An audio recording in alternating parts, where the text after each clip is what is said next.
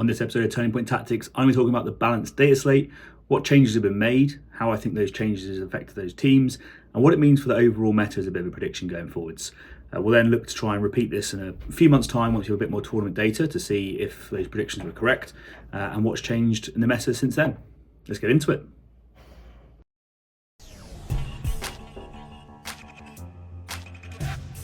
Hello and welcome to Turning Point Tactics, the competitive Kill Team 40k podcast and YouTube channel focused on giving you the strategies and tactics to seize initiative every turning point. I'm your host Ryan and I'm here to give you the tips and tricks to elevate every part of your Kill Team experience. If you enjoy this content and you want more, you can join our Patreon for as little as £3 a month. We'll get access to our Discord, patron priority questions, early access to videos including Kill Team bat reps, faction guides and much more. If that's not for you, you can support just by hitting like, subscribe and sharing these videos amongst the community of Kill Team enthusiasts local to you. With all that said, let's get into it.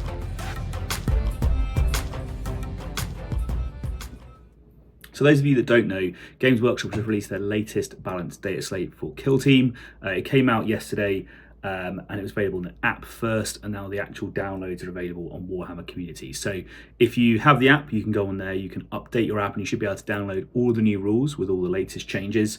And in the app itself, it will give you in the supplementary information all of those changes as sort of a PDF, a balanced data set for each individual faction, to be able to see the changes that affect your team.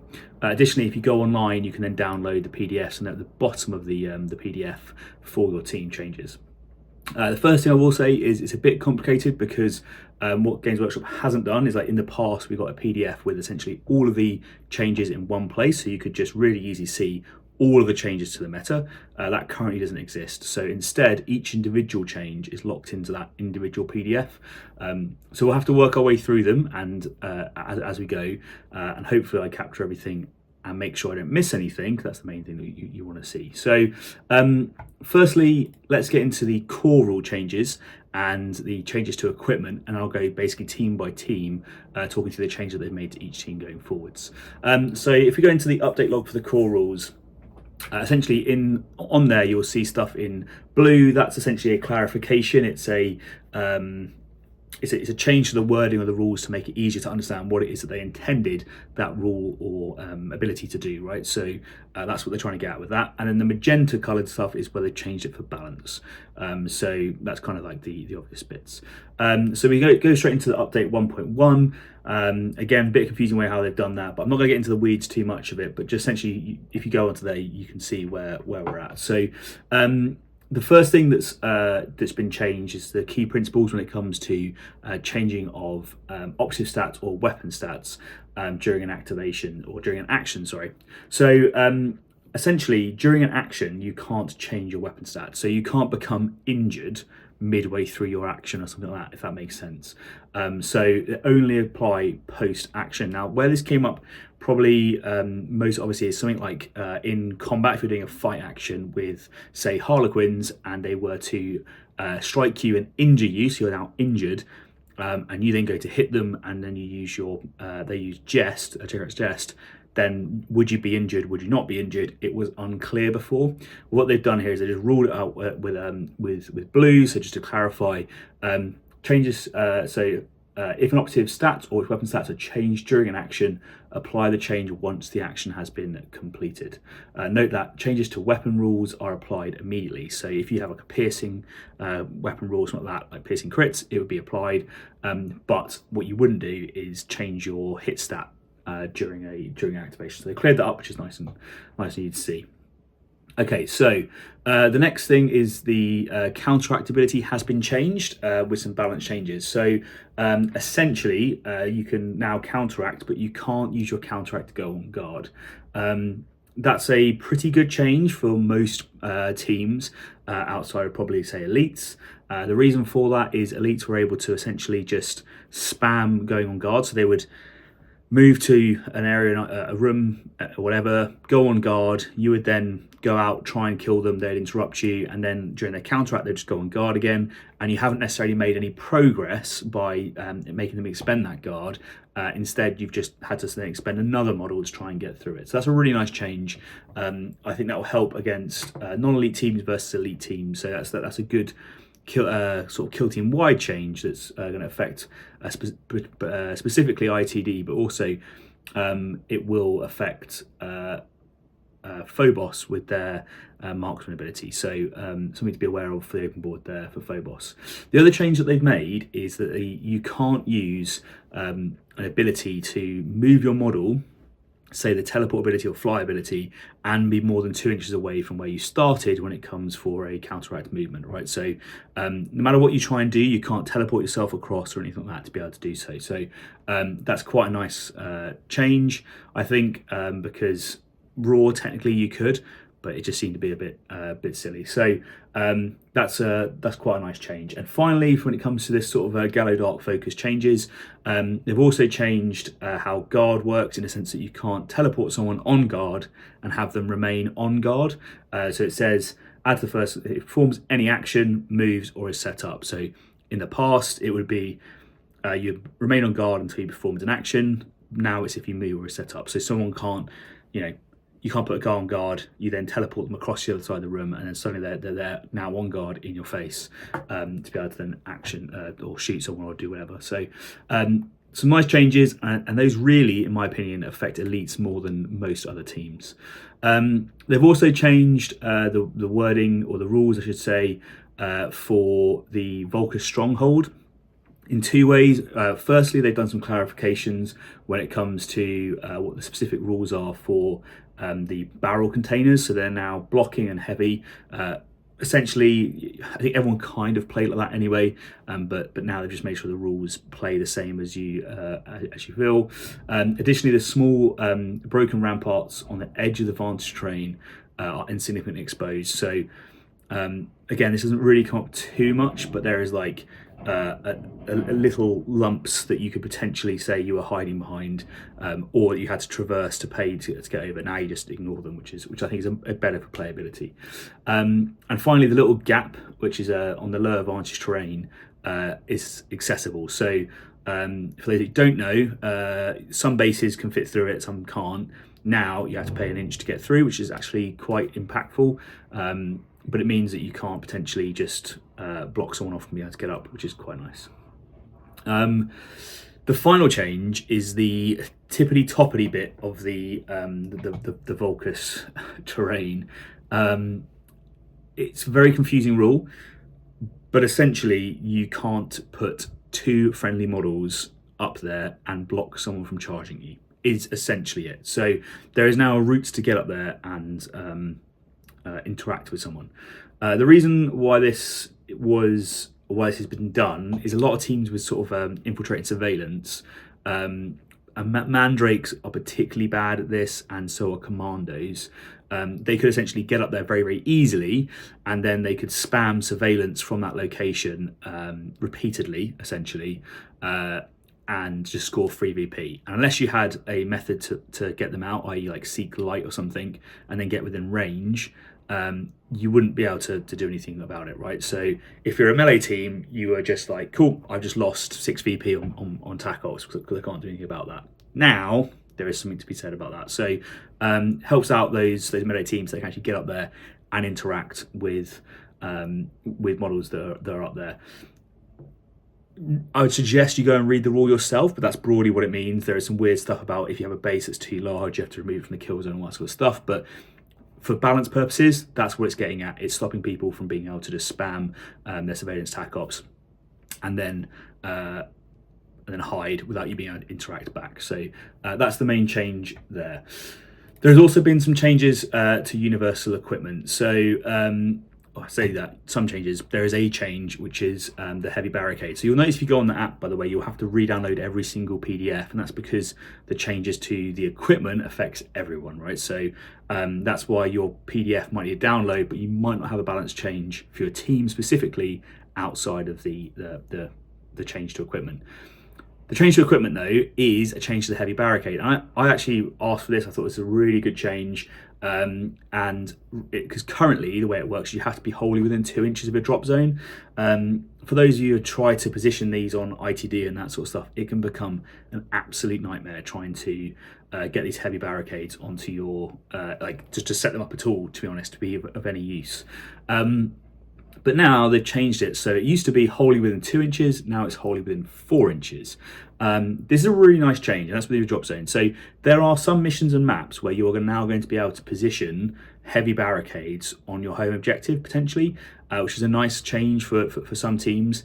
And if you had any sort of long range seek light or something like that, then it's going to become much more impactful. I think this is really useful for ITD because it's going to give you a bit more staging capability than you had previously, because on some of those maps with very, very long rooms and only light terrain in there, if you have a model with seek light, you can dominate that room and there's not really much that your opponent can do about it. At least now you're going to be able to get into the room, and then you have a bit more of a threat range, so you might be able to interact with your opponent by using a heavy barricade. So I think it's brought the heavy barricade very much into relevancy. There is a few open maps where you had to have it anyway because the terrain layout was such that you didn't have enough heavy terrain in your deployment zone. But now I think this has a place in particularly ITD, Beta Decima, and open board. So it has a position in all of those kill zones, but you just have to think about when you want to use it, and it definitely has some value over, say, the standard light barricade. So that's really good to see, in my opinion. Okay, so we'll now get into the individual breakdown by kill team. So let's get into that. So quickly, I'll just run through the teams that haven't received any balance changes. So that's Corsair, Void Guard, they haven't received a balance change. Blooded, haven't received any changes. Commandos, haven't received any changes. Angels of Death, haven't received any changes. Rattling Squad hasn't received any changes, along with the Wrecker Crew. They also haven't. Exaction Squad didn't receive any changes. Harnkin Jaegers didn't receive any changes. Mandrakes didn't receive any changes. Illicidian Starstriders didn't receive any changes. Hearthkin Salvagers didn't receive any changes. Wormblade didn't receive any changes. Pathfinders didn't receive any changes. And Phobos Strike Team didn't receive any changes. So if those are your teams, then essentially for you, outside of what I've already talked about with the core rule changes, there's been nil change to your team. So just be aware of that when it comes to those balanced data slates. But I'll now go through the other teams to make sure that they're all covered off. And the one thing that I'm just going to quickly check is the wording on the Phobos, because I'm pretty sure it just says guard. So, but I want to make sure I get that correct. Otherwise, I could potentially be lying to you, and that's, I think, quite important. Yeah, guard. So for Phobos players, although your balance data doesn't affect your team specifically, just remember the guard action that your track target does for your marksman is exactly the same as Into the Dark, and therefore the core rule changes for counteract applying to guard are also going to affect your marksman. So for Phobos, you have received a nerf on open board, just be aware, as well as on ITD. Cool. So those are all the teams that haven't got any changes. Let's get into the first team that has. So first team on the list is the Scout Squad. So I'm just going to go by the way down in the list order that Warhammer Community has it, just to make sure I don't miss anything. And the first one on the list is Scout Squad, and I'll go through the rest shortly. So for a bit of context, Scout Squad has sort of been struggling, and the main reason is they're a 9-body pseudo-elite team, but they're only really 2 APL. Their leader has 3 APL and can hand out an APL.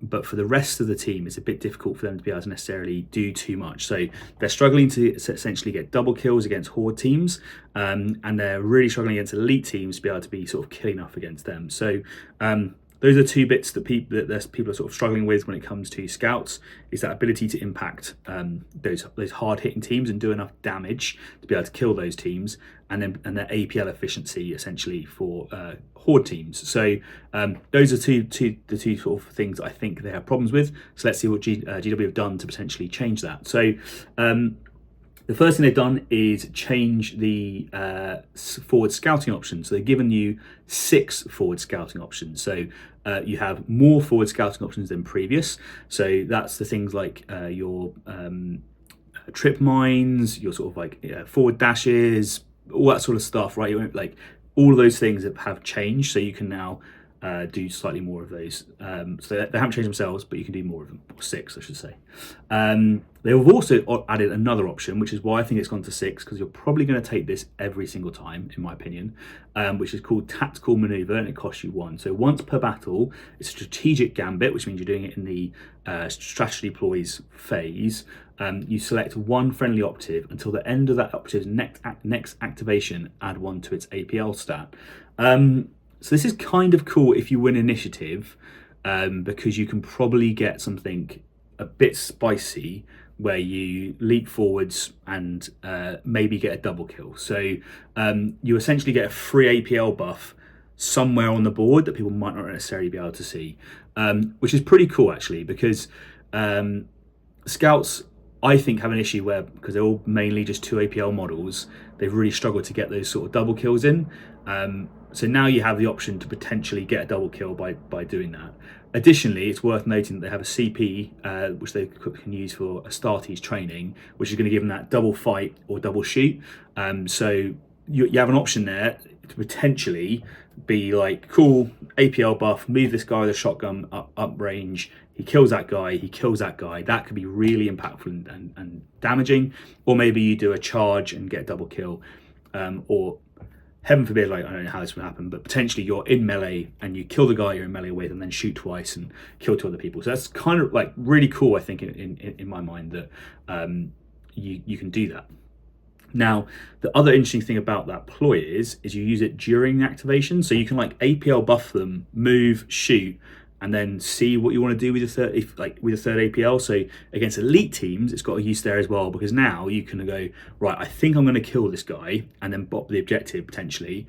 But let's say theoretically I don't.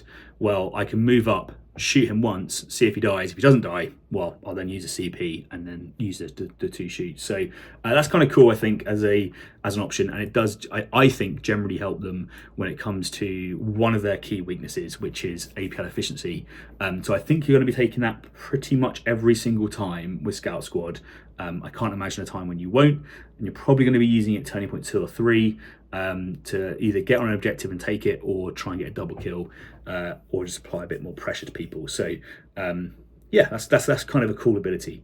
They've also changed targeting oculars, so it's now up to twice per turning point. When a friendly Scout Squad operative is performing the shoot action, you're selecting a valid target, you can use this rule. If you do, until the end of the action, the friendly operative's ranged weapons have lethal 5 and saturate weapon rules. That is like a significant buff actually, and the reason why I think that's so significant is you have to think about the potential weapons it can be used on. Okay, so there isn't a limitation on targeting oculars for you to only use it on, say, bolt guns or bolt pistols or shotguns, right? So you can use it on any of your range weapons. So like, my next question immediately that comes to mind is, well, what range weapons do Scout Squad have that they could potentially make the most use out of something like that, right?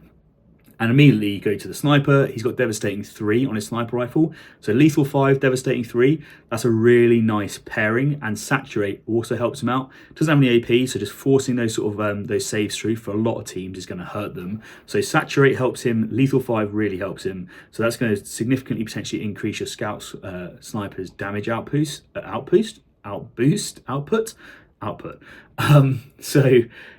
that's a nice little change for them. But also what I was thinking is you could potentially use it on things like your heavy gunners for two different reasons. One is, if you want to use the heavy bolter, it's piercing crits 1.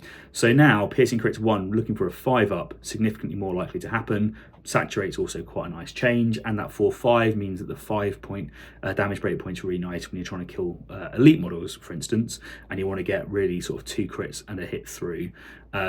And we'll come on some of the changes that have happened to other elites, but piercing crits 1 can be really nice, and having lethal 5 for that can be good, right? So that's already quite a cool ability that we can see there. But also potentially you can use it on the blast option of your missile launcher. So suddenly, because missile launcher, for those who don't know, the frag profile is 3/5, so it's very good at spiking if you roll crits. So on ITD, it can be really good at potentially killing multiple targets. On open board, not really. But suddenly, if you go, actually, no, you can't retain cover saves, and I'm getting lethal 5, like that actually can be quite nasty. Bear in mind the team have a few ways to get around obscurity as well. I think there is a chance there that you might be able to get some shots off that people weren't necessarily expecting, and having that lethal 5 saturate, ignoring obscurity, that kind of thing could be really cool. So I think that's a good change for the Scout Squad. That will definitely help them. Will it be enough to help them get through and compete against some of the harder teams? I'm unsure, because their leader's APL ability is still quite restrictive. So there's a chance there that like it might not work out. But what I do like is the fact that now we know that you can be definitely having double kills happening if you win initiative quite easily, and therefore, you know, potentially you could have it where you set up almost 3 double kills, maybe 4 double kills on turning point 2. So horde teams may actually like have to be real careful now about what they do, because you could potentially pick up quite a lot of kills quite quickly, which you couldn't previously. Combine that with the blast and that sort of stuff. So I think they've sort of kept it very much in line with the theme of the team, with their sort of forward scouting abilities, but also giving it that sort of some of the stuff that they need. So I think that sounds like good changes to me, and I guess we'll see how scout squads perform afterwards. Okay, so next up we're talking about novitiates. So novitiates have had a pretty good time in the meta, actually. I think, so I talked about in my wish list that the novitiates should get a nerf, and some of the comments were like, but they're at a 50% win rate, so why do they need a nerf? But you have to sort of remember, or this is my opinion, is that novitiates were at a 50% win rate in a meta with Legionary, Warp Coven, and Inquisitorial agents doing like really mean stuff to them. And they had a really terrible matchup into like Void Dancers. So I think for them that, you know, the fact that they had a 50% win rate in that meta shows that they are probably doing better than they should be, potentially, although they were only at 50% win rate. The other thing that I would say about their playstyle is that it wasn't necessarily fun to play against. So I sort of said I want a bit of their damage reduction stuff to be toned down, and maybe that means that subsequently you need to then increase something else. So let's have a look, see what they've changed. So 2 main changes for novitiates. So Defenders of the Faith, which if you don't know, that's the one that essentially is the damage reduction. So they've changed it so that it only now works on objective markers, and they've removed the ability for it to work on a mission marker, and I'll explain what that means in a second. And they've added that in the halving the damage, it's to a minimum of 2. And it only works from 1 normal success. So this is actually quite a lot of changes, and they are very impactful. So let's talk through sort of why. So the objective marker thing. So one of the things that novitiates used to do is plant beacons. They're a recon team, they like to do plant beacons, but the benefit of plant beacons for them is it would essentially give them a little bubble of a mission marker, which they could then sit on and reduce their damage. So novitiates were essentially moving forwards, planting beacons, surrounding nearby those beacons, and becoming hard to kill. So they'd be hard to kill on objectives, and they'd be hard to kill where they're stood, because they're just going to put a beacon down wherever they need to be, right? So it meant they could stage forwards and have damage reduction in that staging, and that was really powerful. The fact that you can now do it to a minimum of 2, I don't know if it's going to impact stuff too much. There's very few times that you were shooting a weapon that did such low damage, like a las gun or something, where this would come in. But sure, maybe it will be a little bit impactful now. But I guess it's good to be there as an absolute minimum. The normal success is quite good, because that means you can now, with volume of fire and crits, if you have a good way to get lethal 5 or something, you can potentially get around them just having the damage reduction. It won't stop them from essentially probably still upgrading their save to a crit save to block the crit anyway, but just like it is going to be a factor. There is a second change, which is the Blessed Rejuvenation. So essentially, it's a strategic ploy where when you spend faith points, you get to regain wounds on your models during their action, or at the end of the action. It used to be that however many faith points you spent, you would get back plus D3. The reason why this was so impactful is you could potentially spend, say, 3 faith points and get 3 wounds back. You roll a D3 and get up to 6 back. With the damage reduction, there was often times where you would go to shoot a novitiate and think to yourself, there is a good chance that me shooting you will result in you being stronger than me not shooting you. So you end up in this weird thing where they became really, really durable against shooting teams, because they can convert their saves. So essentially, they make sure they had enough saves, and then they would be getting their healing back between shots. So if you didn't kill them in a single shot, it wasn't going to work. So you couldn't chip them down. So this now just means that you essentially lose that faith points amount. So you wouldn't get 3, say, you just get D3. I think it's actually quite a nice change. It is going to reduce that sort of tankiness of the team. But sadly, they haven't put anything else into the team. So I feel that might be a misstep. I think that maybe actually novitiates need just a little bit of something to give them a little bit more offensive capability potentially. But they've definitely removed that significant damage reduction. So it'd be interesting to see how this team performs now that some of the big hitters have been taken down as well, and they have also received some nerfs. It might be that they need just a little bit of a bump back up, because my prediction for this sort of meta is that we're going to get a very strong melee team coming through that are potentially going to be able to tear this team apart, which wouldn't be too great for them. So we'll have to wait and see, but that's kind of my risk or my prediction with novitiates. Let's get on to the next team. So next up is Kazakin. Kazakin have been really struggling in this meta for, I think, a variety of reasons. One, they really struggle for double kill potential. Their sergeant can kind of do it because he has a chainsaw and a plasma pistol, so he could potentially pick up 2 kills with a charge, fight, and then a shoot. But most of the other models don't really have that capacity for a double kill because they can't really shoot twice. They don't have shoot twice available to them, and they don't have like good melee potential. So unless you're very, very weak or, you know, on a few wounds, the possibility of them charging you, killing you in melee, and then killing someone else is very, very low. So this team, I think, struggles because it doesn't really have that double kill potential. And then it also really struggled into elites because elites just essentially had the ability to turn off what this team is good at, which is piercing. So this team's like thing is it has a lot of piercing damage, and elites can essentially, well, legionary and warp coven can essentially just say, hey, that's not going to be a thing, so how well do you do with, you know, piercing 0 or piercing 1 on your melter guns? And the answer was not great. So let's see what changes they've made, and they've only made one change, and it doesn't affect them, unfortunately. So essentially the recon operative, or recon trooper, sorry, from Kazakin could be taken as part of inquisitorial agents. And what they've done is he had a rule which said if you were, as part of inquisitorial agents, you had this model, you could use the reposition strategic ploy, which essentially lets you dash models within 3 inches of that model, and you could use it for free and all that sort of stuff. So, but you had to use it on that model. That's now gone. Yeah, so essentially it doesn't affect Kazakin, but it does affect Kazakin within inquisitorial agents going forwards. What I think is what I think this means for Kazakin, I think it's still going to be difficult for Kazakin going forwards. I think for a variety of reasons, their matchups into elites has got significantly better.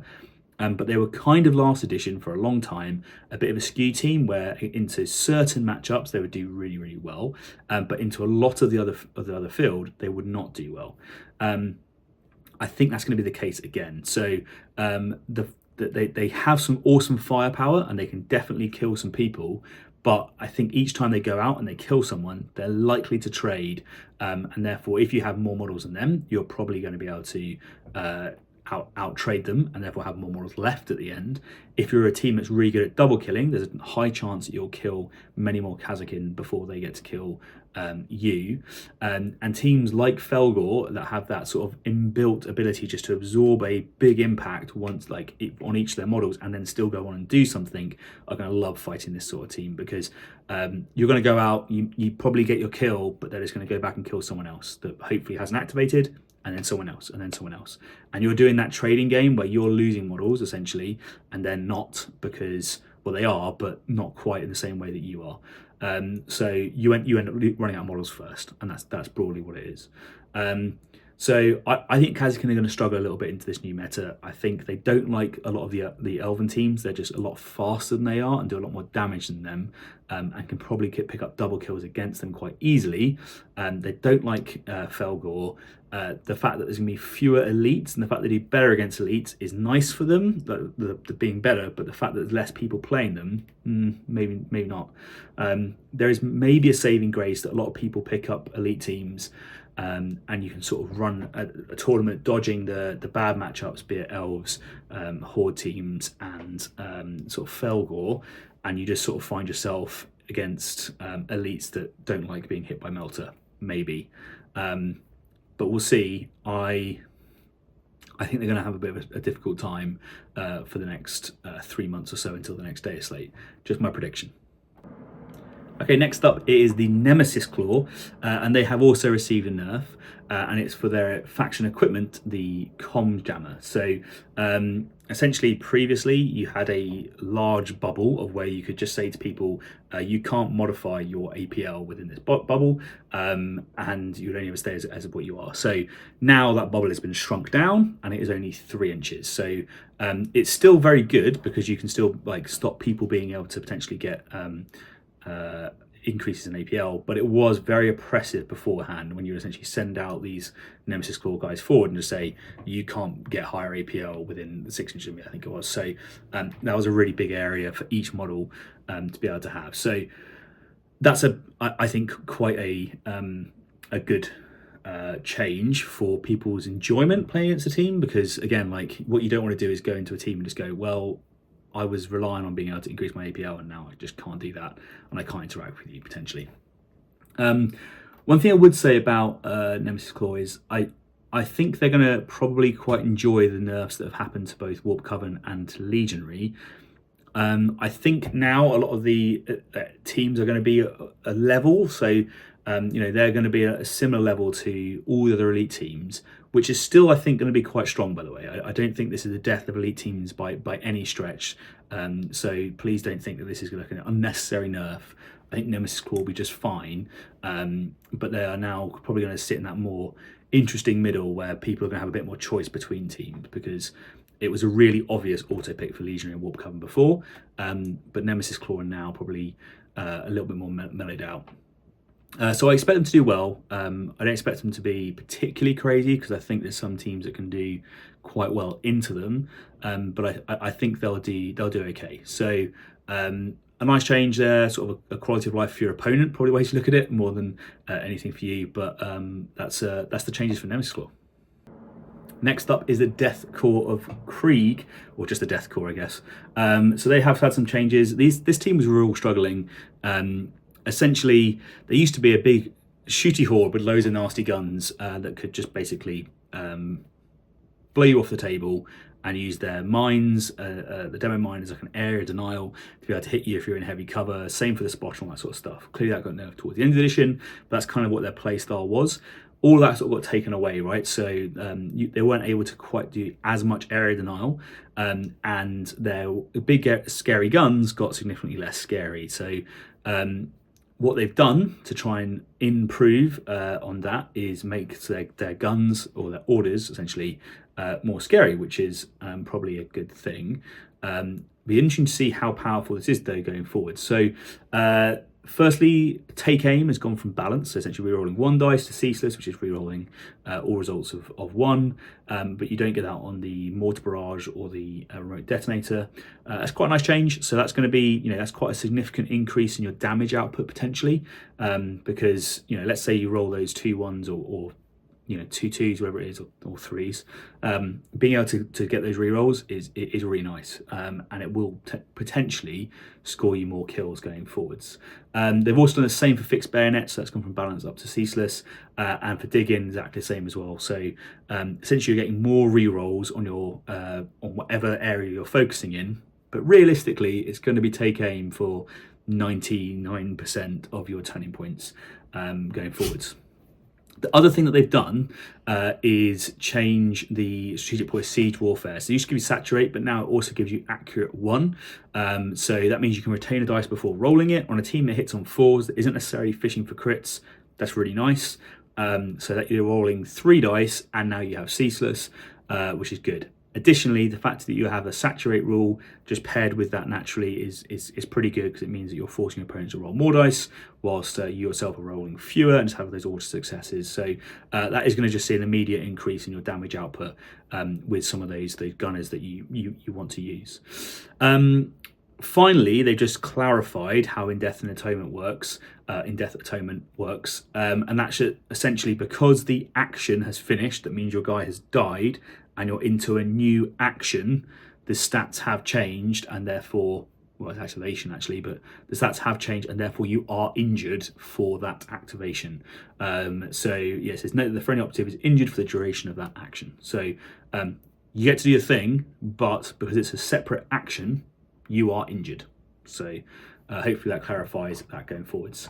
Do I think it's going to be enough for Deathcore or Krieg to dominate the meta and take over? I'm not too sure. I think part of the issue is, although they have increased their lethality with those rerolls and that sort of stuff, they don't have that many things that can instantly kill a lot of the big elite threats, and there is a chance that, well, they die very, very easily, these Deathcore. It's kind of what they want to do, amusingly, but they do die very easily. I'm a bit worried that they will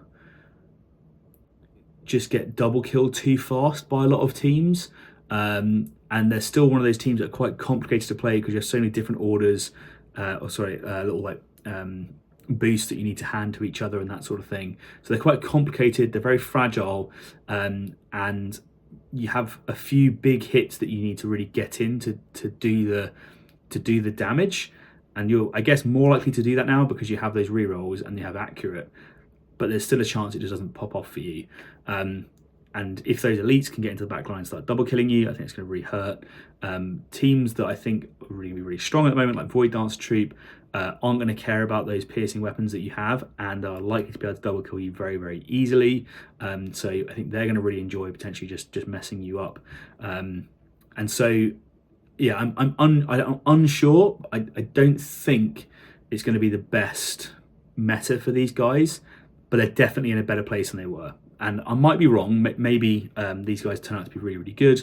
But I feel like that's where they're at. So I'll be interested to see how they perform going forwards. Next up is Hunterclade. So Hunterclade have had some changes. So in my balanced Dataslate, I sort of said I think that they should be buffed. Interestingly, some people sort of said as comments that they don't think they needed buffs, and that actually the team was plenty strong enough, and that essentially I just need to get good. So I haven't seen these guys on too many tabletops. So potentially, you know, I was completely wrong, and these buffs that they're going to get is going to send them to the moon potentially, right? But I'll be interested to see how they play out, because there's quite a few cool abilities they have, but there's, you know, I think you still have to be quite intelligent how you play it. But let's talk through what the changes are, because then it'll probably make sense as it goes. So at the end of the select operative step, you're now going to get to select one Doctrina Imperative to be your primary mode for your kill team. Essentially, what that means is when you then activate that Doctrina Imperative for the first time, you don't have a negative. So you don't get the depreciation rule. So it's not quite as good as never having depreciated the first time. So you have to choose at the start, right? So I would suggest it's probably going to be either the shooting or the fighting, because you probably want to do damage on turn 2. So yeah, well, I guess we'll see. But what that means is you're not going to get the reduction. So on turn 2, say if you set up a big turn where you want your Rust Stalkers to be charging, your Infiltrators to be charging, and you want your big guns to be firing, you can go, cool, I'm going to get ceaseless on my big guns, and my guys aren't going to have that -1 on their hit stat. So I think that's pretty cool. That is significant damage output on one turning point. But then on turning point turning point 3 and turning point 4, you're not going to have that. So it's kind of an interesting change there. So I think that's a pretty good a pretty good change. I can see that being used well, I think, on Turning Point 2 to be able to give you that extra damage and nil negatives, essentially, which means broadly just more damage, right? So that's kind of cool. They've also changed the Bulwark imperative to be normal damage of 3 or more inflicts 1 less damage on friendly Hunterclade operatives. So this is actually really strong. So this is just basically straight up giving all your guys more wounds. So I'm trying to think of the key damage breakpoints that you can have. So plasma guns with 5-6 damage. Now you need those crits, because otherwise the normal damage being reduced down to 4 means that you're not going to kill in 2 normal hits. So that's pretty nice. For the regular guys who are being hit by like bolt guns and that sort of stuff, you need now another normal hit to go through, which is pretty nice, or 2 crits. So for 7 wound guys, this is pretty big. It basically puts you up to an 8 wound threshold for most weapons, and for 10 wound guys, it kind of puts you up to like an 11 wound threshold as well. And the punishment is you lose an inch of movement, but actually like that could be pretty good if you're already in position. So I almost feel like you could go Turning Point 2 like hyper aggressive, and then Turning Point 3, all your guys are going to be where they need to be anyway, probably, but moving a bit slower, but now -1 damage, and they could just hang around for a bit longer. Or maybe you do it the other way around, and you have a more explosive Turning Point 3 or something. So that's a really interesting sort of change. I think that's pretty strong. So both those so far are good. They've also changed Omnicide Imperative, so you use it during an operative's activation. Alternatively, use it when an enemy operative is shooting a friendly Hunterclade operative. At the end of the roll attack dice step, inflict D3 plus 1 damage on that friendly operative until the ready step of the next strategy phase. That friendly operative has an additional rule determined by its current doctrine imperative as follows. Additional text added to the end of the 3rd bullet point. If a user is deployed during a shoot action, this operative's save stat is changed immediately. This takes precedence over the core rules. So what that means is if someone is essentially shooting you and you decide to change your Doctrina Imperative to be the, I forget what the movement one is called. It is called Aggressor Imperative. You would get worse save. I can't see why you'd ever change it during that, but fair enough. I guess it also means that you could potentially use the Bulwark Imperative to get normal damage reduction. I'm trying to think when it would be worthwhile to do that, because you're taking D3 plus 1 wounds to do so. So yeah, I'm not sure it's worthwhile, although you could, I guess, you could gamble with a CP and a roll to be like, if I roll D3 plus 1, you're averagely going to take 3 damage.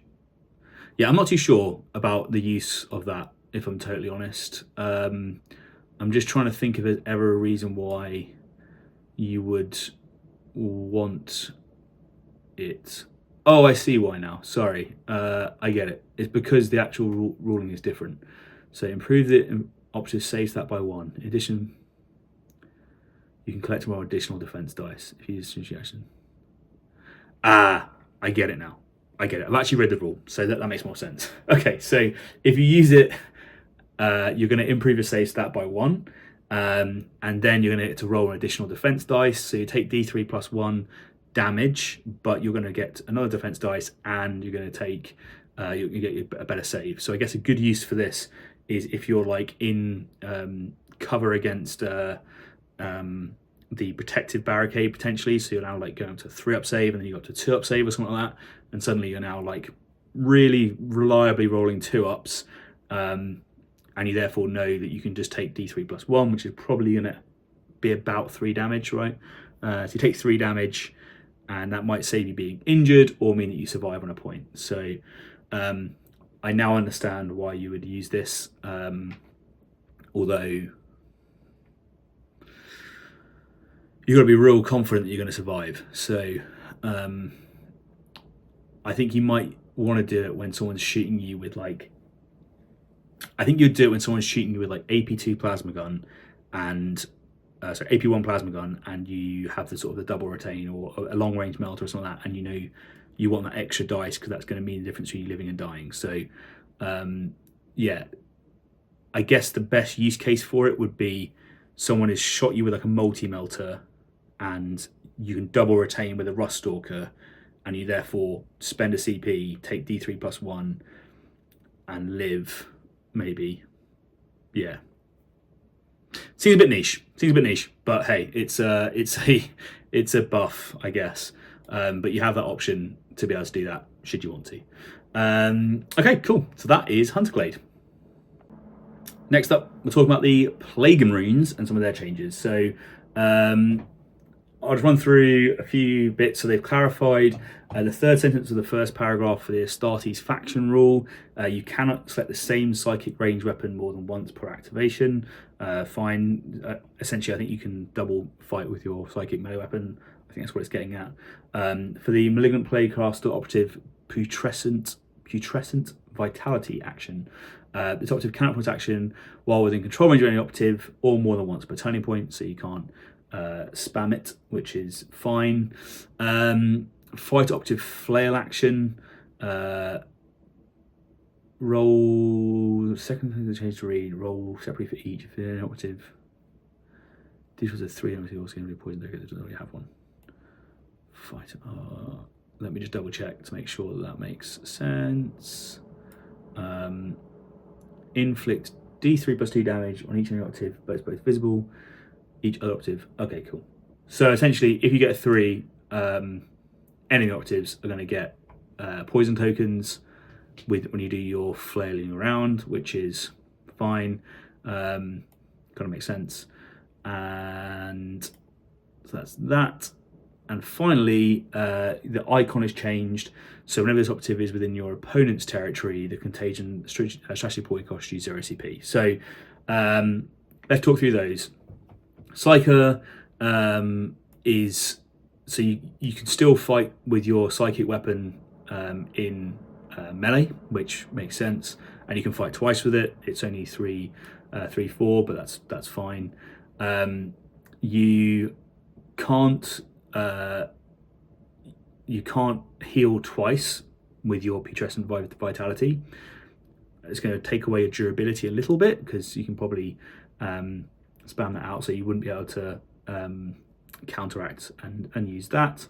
And the fighter, I don't think it's really been changed. It's just a clarification of how the rule works, so I wouldn't worry about that.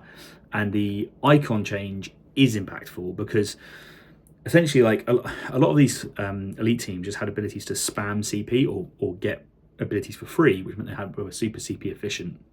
You probably want contagion up on turning point 2, 3, and 4. So this would give you essentially 3 CP for free.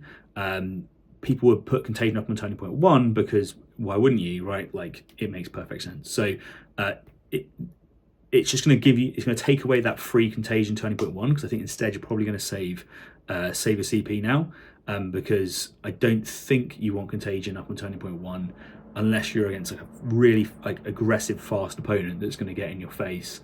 So I think that's going to become a turn 2, 3, 4 ploy, and you now actually have to spend for it, which is good. So I don't think Plague Marines were in a bad place at all. I think they were actually in a pretty good place. I think they were sort of like average elite team. So I think the fact that the other elite teams have been toned down is probably the most welcome change for this team. And I don't think these changes are going to particularly hit them excessively hard. But if you're a Plague Marine player and you think I've got that wrong and you think actually this is going to be a really big change, let me know. But I think you're just going to have to now spend for your contagion, which is probably the biggest change here actually, and you're not going to get quite so much free healing out of your Plague Caster. So maybe the priority of taking the Plague Caster might change. I don't know. What do the Plague Marine players out there think?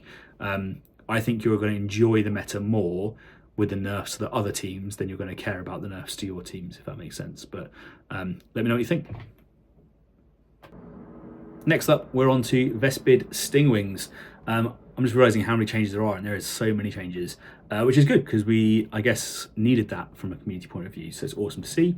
But let's get into these Vespid then. So for those who don't know, Vespid were struggling quite a bit in the meta, partly because, again, there are two APL teams. So they were struggling to play the mission and kill people concurrently, essentially.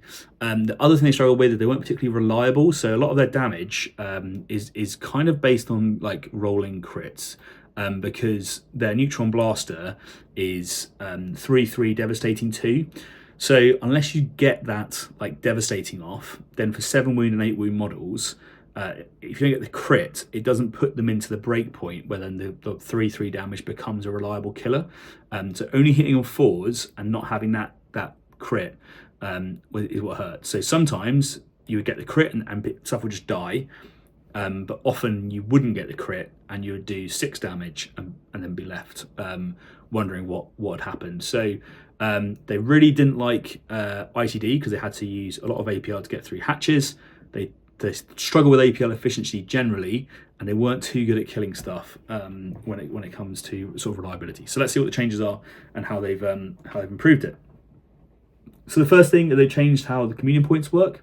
So in the ready, so for each strategy phase, you gain D3 communion points, and they've removed the element which says you remove all of your previous communion points.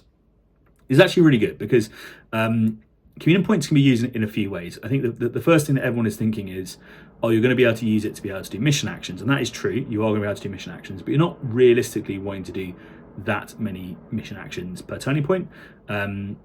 So like maybe you can use it for that, but actually what this is actually going to give you, in my opinion, is a whole bunch of rerolls. So whenever a friendly Vespid Sting operative is shooting, you can spend a communion point to reroll attack dice. You can only spend 1, but you essentially get balanced. So you can now go, cool, I'm going to get balanced on all my guns, and I can probably have enough communion points to do that and play the objective. So that's what that is the change, in my opinion, is that you have now enough communion points to both do the mission and do the re-rolls, which is where you struggled previously, which is really cool. Because you also need to be able to shoot specific models because you're restricted in who you can and can't shoot. But that's a pretty nice change. So you're able to get balanced if you aren't using your warriors for the accurate one. So you should be able to get a few more shots off of people. So okay, that's a nice change. Another change for the communion faction rule is you now don't have to spend communion points for the operate hatch action. So this is going to make you much better on ITD, so you're not going to spend all your communion points on turning point 1 just opening doors, so you can actually just get through doors and get on and do stuff. I don't know how much this changes stuff really. I guess the difference is that on turn 1 you were spending all your communion points just to open hatchways, but now you're just going to bank them all, so you're probably getting 4 more communion points to be able to use on those rerolls that I talked about on turning point 2. So I guess it's pretty impactful. You're going to get that damage boost essentially just from having balanced, which would probably help for quite a lot, or let you shoot the right target, hypothetically, if you needed to. Okay, the other thing they've done is change how the oversight drone operative, or the buffs that it gives. So it used to give you saturate, essentially. I'll quickly read the rule. So you spend an AP with it, but you can move 8 inches in your 2 APL, so that's pretty fine.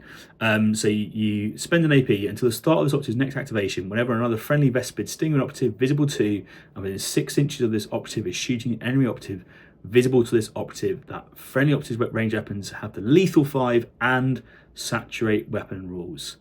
That is really big. So the reason why this is cool, you now are getting lethal 5 and you're getting balanced on your guns, much more likely to proc those crits, which means you're much more likely to do the damage you need to do to actually kill people.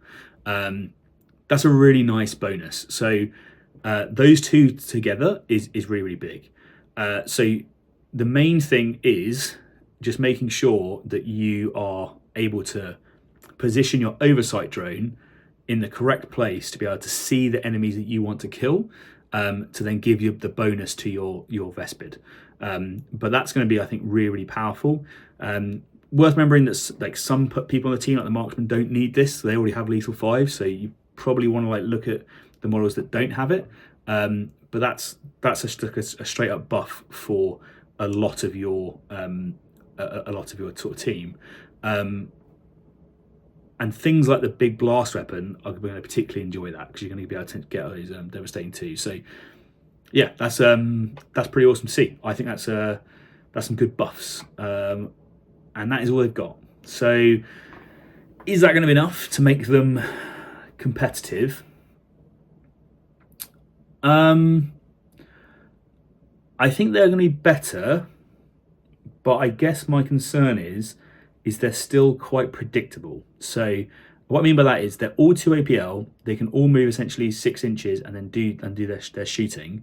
So I think you're just going to struggle to catch people out, if that makes sense. So if you not catch, but it sounds harsh, but as in like being able to do that like APL buff, which then means you can move, dash, and get a kill, or have the range advantage against someone, I think you're going to potentially struggle with. So you have like essentially an 8-inch threat range, but say like void dancers are going to charge you from, the 7-inch base movement. They get +2 to that, and they need to end within an inch. So they're climbing for 1. So I just feel like you're going to get charged down by those sorts of models and then just killed, and then they'll just butcher you in melee. And they're not great in melee. So I don't know. It's definitely going to help, but I don't think they're going to be the strongest of the meta at the moment. But maybe that's just me. Is there any Vespid players out there that think I've got that wrong?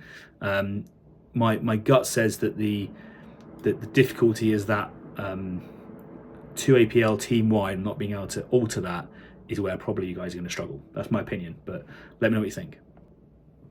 Okay, so next up, it's Gallowdark Infected, and this is the team that I have not seen on the table. So I cannot comment on how good they are, because I've not seen them at any tournaments. I've not heard of anyone playing them, and I don't know much about them. So I'm not really too sure why they got so many changes. Maybe it's because those weren't popular, but there's teams that were popular, they got fewer changes, or not popular, got fewer changes, if that makes sense, or teams that we know are struggling that got fewer changes. So I guess someone somewhere knows something about Gallowdark and knows that there's a reason why they're not very good.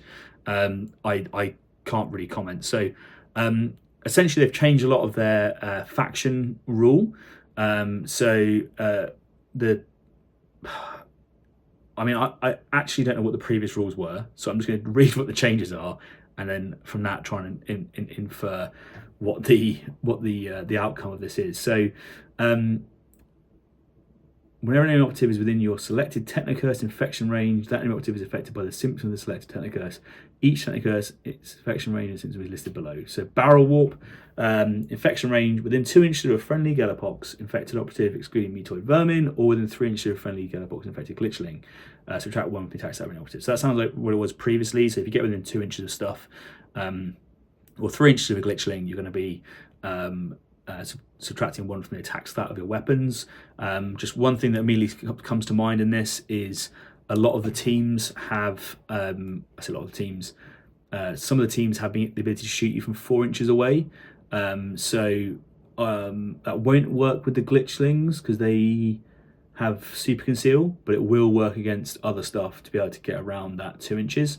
But it just means you can't go within 2 inches and shoot these guys without being -1 attack dice, which I guess is useful, unless you had, no, in fact, you wouldn't be able to do it against the glitchlings at all. So that's worth noting. Screaming rust spikes, within control range of a friendly Gallowdark infected operative, excluding mutoid vermin. So if you're in control range, whenever the operative is fighting or attacking against the operative, inflict 1 damage. Essentially, if you discard any attack dice to fail, you're going to take a damage. And that's going to be all of them, excluding mutoid vermin. Who's that impactful for? That's impactful for bloat spawn if you're a 8 wound model, because he's 3/4 damage. So it's going to potentially put you down into a 7 wound breakpoint or a 6 wound breakpoint. So the bloat spawn likes that one. Don't think it really changes the Flesh Screamer at all. Don't think it changes Lumberghast unless you're... No, I don't think it changes him. Heavy Axe guy doesn't change. Does change improvised weapon. So I guess Heavy Axe guy does change. The 4/5 damage it will affect if you're like a 10 wound operative and you lose 2 hits. And then improvised weapon for the standard mutant. So mutants like that. I already forget the name of these guys. Mutants like it. Bloatspawn like it. They don't have a limited effect on other models, but potential there to get your damage breakpoints slightly better. Viral Voxstatic infection range within 3 inches of friendly Gallowdark infected operative, or 4 inches of friendly Gallowdark infected glitchling. Enemies APOs that cannot be added to. Basically the same as the Nemesis Claw sort of abilities, but a little bit bigger on the glitchlings. I guess this could be useful if you know your teams. I'm trying to think where this plays against. Teams like Wreckers probably don't like this because they all struggle to get kills and then increase their APL. So that kind of team, I think it probably shuts down. They have changed the Revolting Resilient to now be 4 up rather than a 5 up. That is significant. That's going to give you significantly more wounds on pretty much all of your guys, and they have a lot of wounds, so that's big. Yeah, that makes everyone significantly harder to kill. Let me just quickly double check. Yeah, the mutants are really going to like that because that's going to make them essentially feel like they're 9 wounds probably, while you get 1 save 8 wounds. Okay, that's kind of big, and it works on both crits and regulars. Yeah, that's huge. The big boys like that a lot, so that's kind of a big change for them. Note, so this is a mutated symptoms. Note, for all first and operative being affected by a selected techno curse, e.g. Vulgar Arthritis Curse operative Spread the Glorious Gifts rule, is also affected by your additional techno curse rule as well. Essentially you get 2 perks rather than 1, which I guess kind of makes sense. Oh yeah, okay, and particularly you can get some quite nice benefits like inflict 2 damage at operative instead of 1 for the Screaming Rust Spikes. That could be quite big actually for a lot of teams. Like Felgar aren't going to like that. They're not like that at all. And finally, the Plague Bellows. Whenever an operative is shooting a friendly Gallowdark expected Nightmare Hog operative that is more than 6 inches from it, you can retain one of your defense dice results of 3 as a normal success instead of discarding it. Unsure what the change to that was, but that's kind of cool. So essentially, Gallowdark infected are now more durable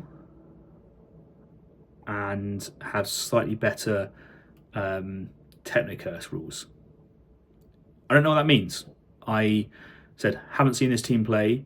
My gut is they're going to be really strong and they've been buffed, and they're still probably going to be quite strong. So I might be wrong, but I'm expecting these guys to be pretty good, is my gut reaction. But those of you who have more experience with them, what's your thoughts on Gallowdarks? Are they good? Are they bad? What have I missed? All right, next up is Imperial Navy Breaches. So a few changes for these guys, and they definitely needed it because they were seriously struggling. They essentially had that reduction in the number of operatives that they could take from last edition.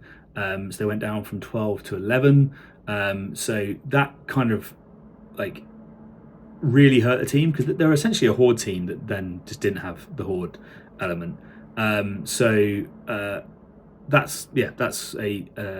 That's still there. That hasn't changed. So they were struggling a lot. They weren't getting very many wins. So they definitely need some love.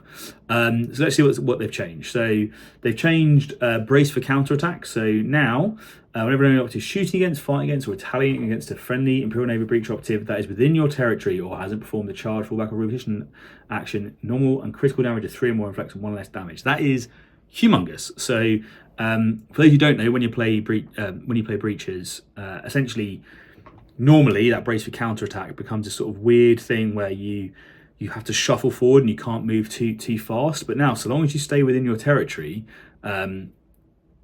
you can keep up your damage reduction for the whole time. That's really big because that just means that you're going to have it for potentially a whole bunch of your gunners and stuff, and you can still be touching or towing the line. So let's say you're doing the secure center or something like that, you could potentially be having a damage reduction on the center line because you're still within your territory and you're still doing what you need to do. So that's a really big change.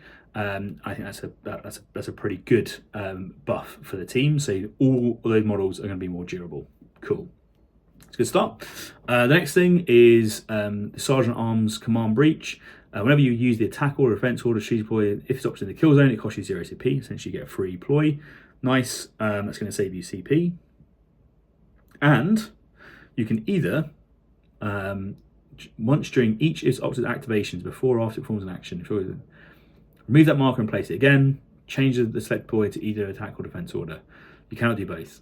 Okay, that's kind of cool. So what this means is that you can essentially move your reliability bubble to where you need it to be.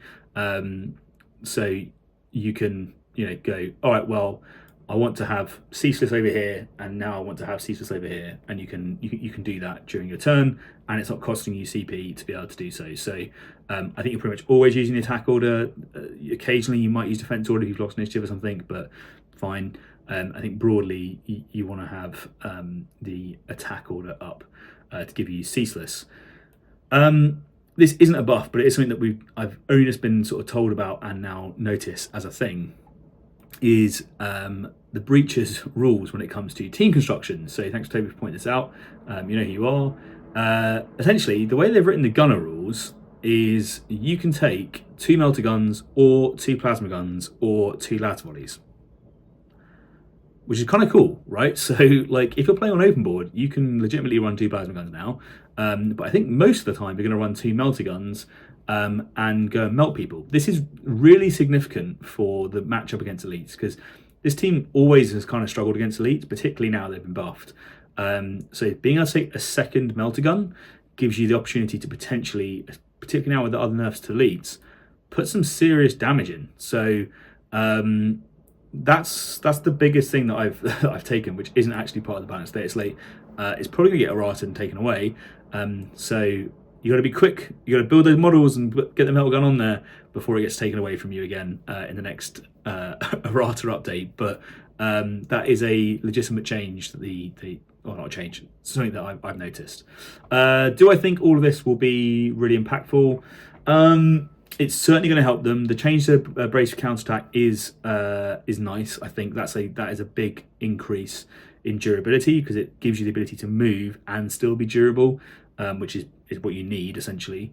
The attack order stuff is also going to save you CP. So you get, and this is a CP hungry team, so you're going to get more CP to do the stuff that you care about, such as using your close assault, your the brace for counterattack we already talked about, but blitz and that sort of stuff as well. So I think that's good. Yeah, I can see that helping them out.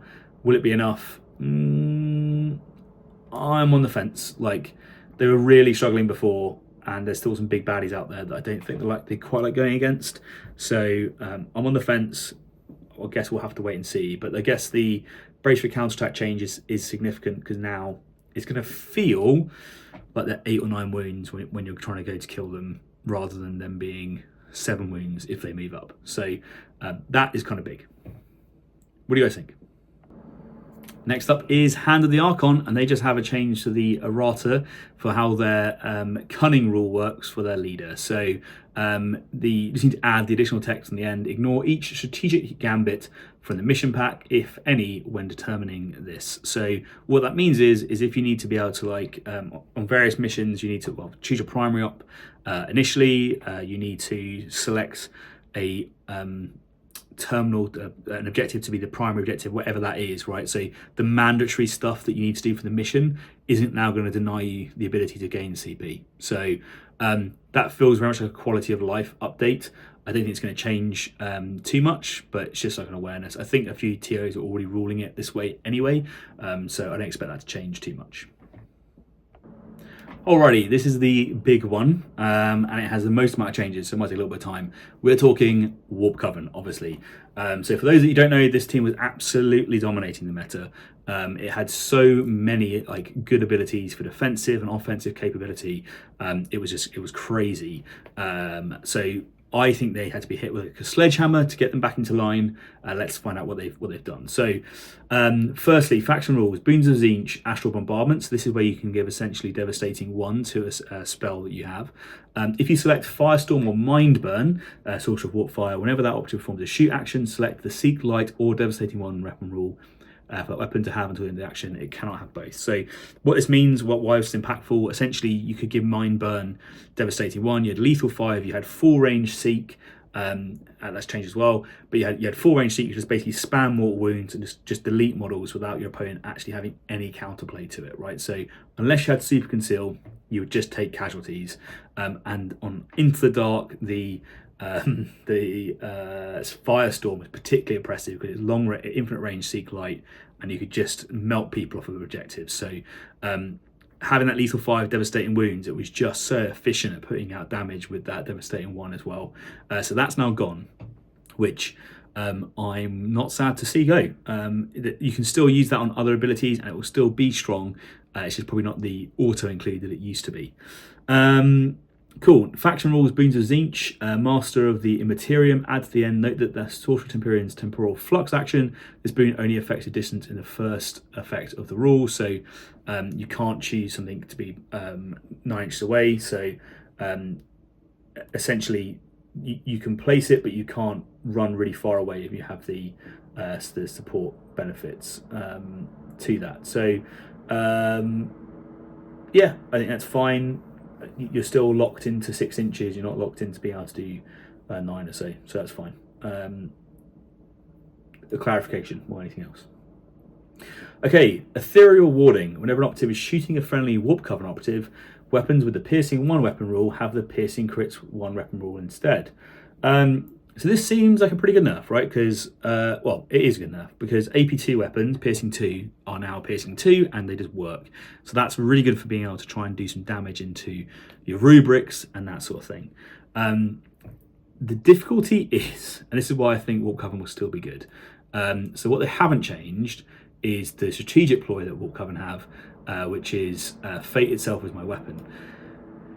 Fate itself as my weapon lets them roll 2d6 at the strategic phase, and they can keep those dice and then substitute them in for your dice when you want to. So this is usually pretty good, right? Because you're going to get there and you go, sweet, boom, I've got my piercing gun, I'm now piercing crits. You roll your 6 and you go, nice, I'm now piercing 1.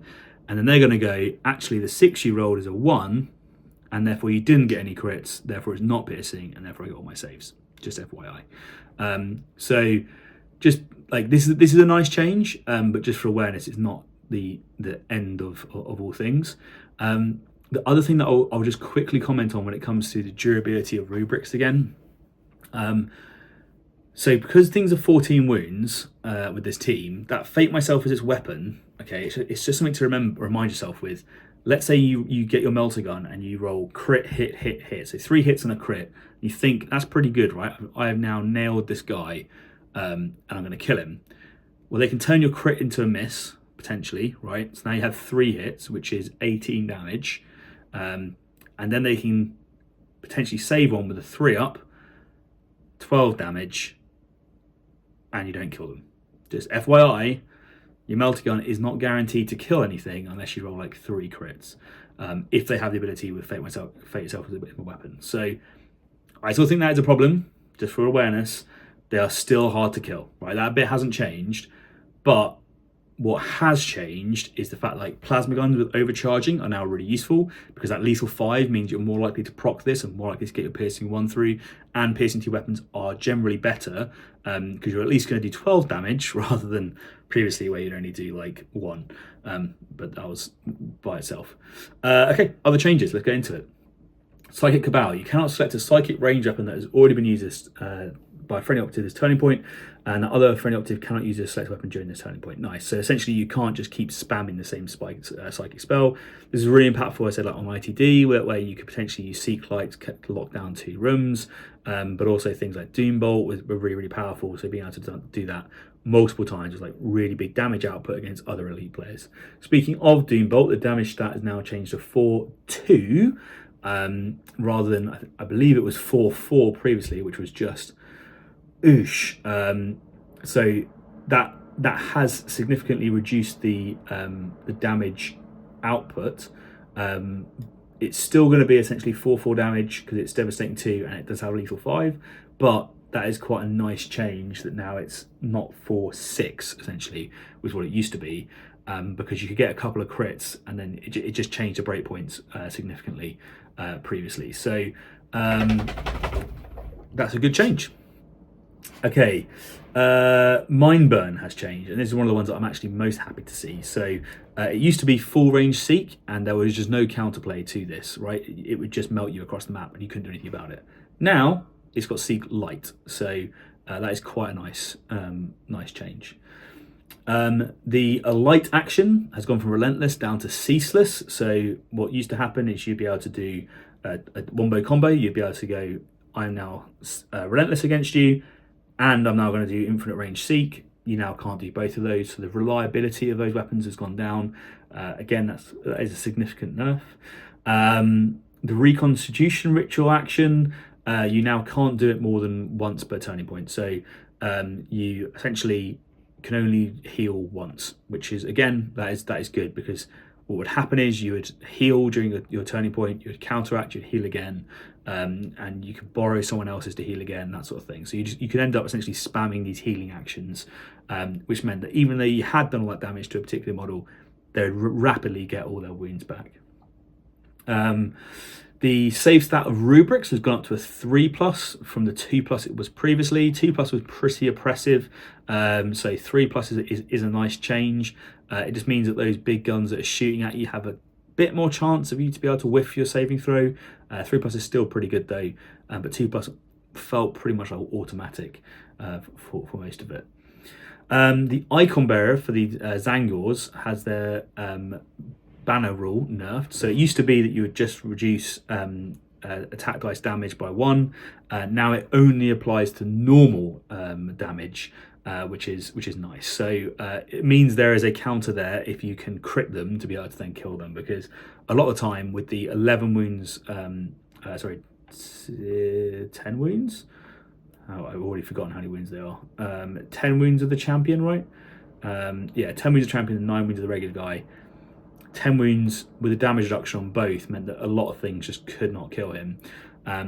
You'll still struggle to kill him with a power weapon, actually, because you'll get 6 on the crit and then 3 on the thing. So you'll do 9. So you'll kill regular guys with a power weapon, but you won't kill the champion with a power weapon unless you get 2 crits through, just for awareness. Kind of interesting. The Relic Hunters rule, which is the free mission action once per turning point, is now once per battle. There's a few other changes that are kind of like this with other teams as well, so that's good to see that's gone. This means they're slightly less efficient. Arcane Robes have become once per turning point. Whenever an attack dice would inflict critical damage on the thing, you can use a roll. If you do, it inflicts normal damage instead.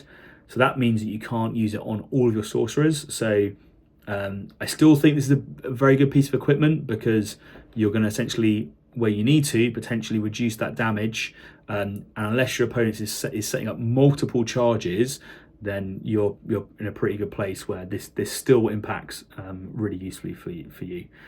And finally, the Sorcerer's Scrolls. Once per battle, when a friendly Warhammer Sorcerer Operative is activated or counteracts, you can select a different boon of Tzeentch for it to have until the end of the battle. It loses any it previously had. It cannot be the same boon of Tzeentch as any other friendly operative has. Cool. That is good, because what it means is you can't fly 7 inches or gain double thing and like double counteract and obscurity, or there were so many different things that you could do which would just stack on top of each other that were really good. It's now like, no, you get a new one, you're not going to get everything. So that's a nice change. I still think you have so much flexibility with that, because you have this huge pool of tricks, but it just means that you have to be more thoughtful about what you have available on the board and then what you use off the board. I still think Warp Coven are going to be good. I still think they're going to be good. They have taken a lot of the cheese out of the team, but they were a hard team to play previously. I think they're going to be a harder team to play now, but I think good players can still take this team far. There is nothing that is within this that makes me think that Warp Coven are out of the fight in any way. So I think this is a pretty good set of changes for Warp Coven. I can still see them being a sort of top tier team. Alrighty, next up it's Brood Brothers. I don't think. Yeah, they have had a few change. So Psychic Familiar. No, hang on a second. They've changed it the other way around. Okay, fine. So what they've got here is a rules commentary. If my operative isn't injured at the start of the action, then it's incapacitated, rolling a d6 with a cult devotion should avoid die worse than hits that for the weapon by 1 as sort of being injured. No, as operative stats don't change during an action. Cool, that's just the change there. So no other changes for Brood Brothers. So let's talk about another team that was absolutely dominating the meta for the last sort of 4 to 5 months, and that's Legionaries. So Legionaries have had a whole bunch of changes, which they definitely needed. So that's good to see. So let's see how that changes a few things. So Implacable has changed.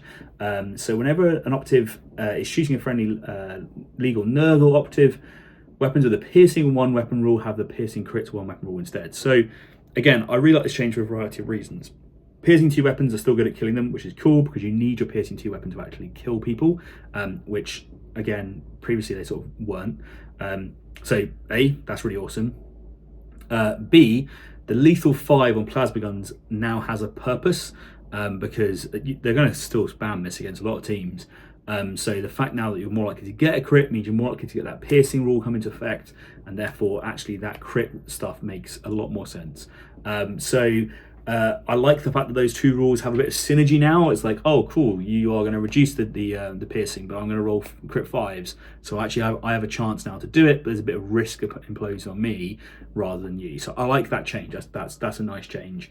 It'd be interesting to see what happens with it, like if that's enough. But I think with all the other changes, we should be in a good place. Next, Quicksilver Speed. So whenever a friendly Legion operative that performs an action which is moved during this turning point is fighting or retaliating worse than the hit stat of any operatives weapons by 1. Okay, cool. So now it only applies when you are fighting, not when you are being fought. So if you're on the defensive, you're not reducing the hit stat of your opponent's weapons by 1, and you have to have moved. So this is like a double whammy, really, when it comes to Quicksilver Speed, which is going to give melee teams a chance against you. So you now have to move, and it means that you're going to be better on offense than you are on defense. You can't just be doing anything else. So yeah, it's really interesting double whammy actually, because it basically means only ever going to be applicable during your activation. So yeah, interesting one. Whenever an operative is shooting friendly legionary / operative more than 6 inches from it, and it's performing an action which is moved, worse than hits that by 1. Cool. So you now have a bit of counterplay. So if you can get close range with your melter gun, you get close range with your plasma gun, you're going to have a chance to hit them full ballistic skill, and you have a chance to potentially roll your crit 5, whatever, to be able to get around the piercing crits if they're Nurgle or something like that. So you now have some counterplay as the Horde team to their abilities. Fickle Fates. Operatives range weapons have the ceaseless weapon rule, and I believe before it was severe. So just double check. Yeah, that is impactful because you're not going to be able to proc automatic crits, hits, and punishing and all that sort of stuff, right? So no, hang on a sec. It's going to give you not punishing. Check. Not punishing. So it's gone from punishing to ceaseless. Interesting. I don't know about that one. I think that's going to be quite good. I think shooting for these teams are going to be pretty good. I think you're going to see that be used more. So maybe Zinch is going to come out a bit more. The reason why I say that is you're hitting on threes most of the time anyway, so you're probably likely to get hits as is. You're probably likely to proc the rending, and the ceaseless means you might get more hits. So that seems like a buff in a way, actually. But it's less auto stuff, but I still think it's a buff. Maybe I'm wrong, but that feels good for a lot of teams. Okay, additional checks for the mutability and change. If it's a war operative, that operative's mark of chaos keyword cannot be changed during this turning point. See Infernal Pact additional rules. So essentially, the warriors can change their mark, and you can add APL to an operative of Zinch. What it's saying is you can't do any shenanigans where you then go, I'm going to be Zinch, add an APL, become Slanesh, charge 7 inches and do whatever. Nice, fine. Soul Gorge, which is for the Chosen's ability, it is now D3 plus 1 lost wounds, and it only works if you incapacitate an enemy operative. That's pretty big. So what used to happen before is you could essentially just inflict critical damage and you would get heals back, but now you're actually going to have to kill stuff. So when you're fighting another elite, you're not going to regenerate during those 2 fight actions. That's pretty big. So that's a nice nerf to the Chosen, because he was just getting so much health back being able to do those double fights. Anointed operative, if this operative has a Nurgle keyword, you cannot reduce the damage of attack dice by more than 1. In other words, you cannot use both rules to reduce normal damage of 4 or more by 2. Cool. You just can't stack them up together, which is, I guess, a pretty nice. Well, I mean, it was pretty oppressive beforehand, so there's not much reason, I think, to have both on there. So you want to make him Slanesh now, or something like that, maybe, so you get more speed out of him rather than Nurgle. I guess you get the anti-piercing, but I don't know. Okay, interesting. Balefire Acolyte Siphon Life weapon rule. When you select this weapon, you can use this rule. If you do, at the start of the attack roll, attack dice step, select one friendly legionary operative visible to and within 6 operative. For each attack dice you resolve during that step that inflicts damage, that friendly operative regains 1 lost wound, or D3 lost wounds if it's a crit success. You cannot use a weapon rule more than once per turning point. Nice. So essentially, you need to just choose who you're going to heal, and you can't heal multiple people during a turning point. Again, it's just toning down how much health people can get back during a turning point, right? Which is kind of important. Icon Bearer operative, Feywild Dark Gods. So in the ready stuff each strategy phase, if this operative controls an objective marker that isn't tainted, that objective marker is tainted for the battle and you gain 1 CP. Know that if any operative, including any operatives, has tainted an objective marker, you cannot taint the objective marker. So this is really good, right? Because immediately it means you can't just get like 4 free CP. You're going to have to push your Icon Bearer out there, and you're going to struggle to get the 3rd. So you might be able to get 2 CP with this guy, but it's going to put him in a potentially exposed place. But it means you're not going to get free CP every turning point, and that is going to be significant for a lot of this stuff. So I think it's a really nice change. They had way too much CP previously, so it's good that that's been toned down. And finally, Infernal Pact. Once per battle, when a friendly rule is activated, you can use this rule. If you do, change operative marks chaos keyword. I don't know how often it came up, but you could change their sort of keyword, I think, every single time they activated. Now it's just once. So you can change to Slanesh, say, but you're locked into Slanesh. So you have to be a little bit more careful when you're planning out your sort of turn to make sure you haven't, you're not going to screw yourself over by, let's say, going your Nurgle to start, then you go Slanesh, and then you go, oh, I want the 4th APL, so I'll go to Zinch and then become and plus 1 APL. You now can't do that, so you actually have to plan ahead. This is some really good changes, like good changes. There are some significant nerfs in here. All that being said, I still think they're a really strong team. Like, I don't think this is going to take them out of relevancy. Like, they are still going to be able to do like good damage to people. They now actually have to respect plasma or like melter weapons and some plasma weapons, because they can't turn off the sort of crit 5s. So they are going to have to actually respect those potential threats. But this is a good step in the right direction for legionaries, because they're now going to be, I think, in line with the other elites, which is still very strong, but they're now just going to be, rather than head and shoulders above everyone else, they're now just going to be in line and a bit more chilled. So a nice change to see. All right, next up is higher-tech circles. So let's run through these straight away. So first change, reanimation protocols. You come back now with 1 wound remaining, so significantly easier to potentially kill, which is good, because it means that you're now not necessarily going to be, you could technically come back and get to 5 wounds maximum, but you're going to be probably more often injured when you reanimate. So it makes it a little bit easier to potentially get those kills, and makes them slightly less killy when they come back. So that's kind of a good change. They've just cleared up the way the magnify rule works, so it actually works now, which is fine, because it was very confusingly written previously. They have, so they can counter-temporal and nanomine. They reduce the distance down to 4 inches. You subtract 2 from this move stat. That's like just needed, because the distances on some of these abilities were just humongous. You just put it in a room and you could just like take over an entire room with this ability. So 4 inches is still a big area. Like, don't get me wrong, like it's a lot, but it's now just less than what it was. Psychomancer has been hit. He is down to 4 inches for his ability as well. You still can't reroll your attack dice, and you can't reroll attack dice, and you can't get the better ways of retaining crits. You have to roll natural 6s, so you can't get lethal, rending, or severe. It's still really good. Like, that is such a strong ability, but it's now a bit more focused and defensive to him than it is to just everyone, right? So that's a really, really strong ability, but it means that you can actually get 6s through, because not being able to retain crits at all and no rerolls was absolutely wild, right? So now you're having a chance to do something against these guys, because he has a huge base for a start. He's a 40mm base plus 4 inches. That is still a big area.